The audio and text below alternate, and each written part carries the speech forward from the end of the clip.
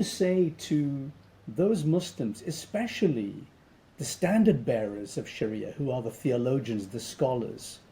who say, somewhat dismissively, they'll say, oh, Bitcoin is haram, or,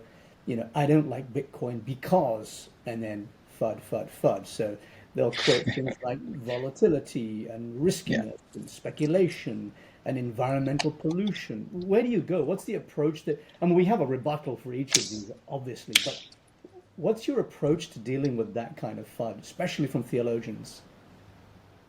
Well, it's definitely evolved over time, but I think some of the core things that I've seen have worked in terms of the dialogue and progressing that conversation has been really turning the tables really and making them understand that it is incumbent on them because again, at the end of the day, one of their primary responsibilities as like people that have knowledge is for them to be that light bearer for other people that aren't necessarily at the same level or depth of understanding of the faith. So a lot of the times, the way I approach it first and foremost is going the path of again starting a conversation as again your main responsibility to the ummah is really providing us that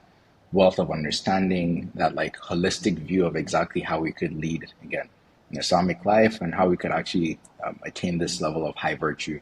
And a lot of that has to do with when we're looking at money, because money obviously plays a huge part in exactly how a person functions in society or is able to live a good life. Because again, there are things like greed and all that that comes into play. So for me, the understanding is starting to talk about money from like first principles with them and getting a sense of understanding from where they're coming from in terms of how they understand money to that extent. Because while obviously a lot of the times, and most of the time, their knowledge is obviously way higher than mine. So it's not like one of those things where I would approach them from the Islamic side where their knowledge is way beyond mine. So obviously it'd be a lot less productive for me to kind of approach them or kind of argue. So for me, it's taking it to the domain of exactly what they think Bitcoin is, such what they think money is, and then approaching it as kind of having a middle ground of what are the issues that right now that they're able to confirm to me are present in fiat or existing frameworks that we have for Islamic finance, and then picking apart kind of the argument and introducing Bitcoin from kind of that general framework in terms of how they could plug Bitcoin that would make a lot more sense to them as opposed to just saying,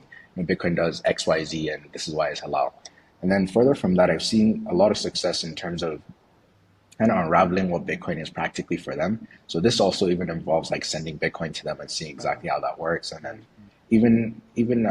just going around and kind of educating them around like the fact that most, if not all, money is digital to begin with. So in terms of having a lack of that tangibility for Bitcoin, that isn't necessarily an argument that you can make because again, Islamic finance is dealing with intangible assets most of the time. So that already is just kind of an argument that can be brought forth.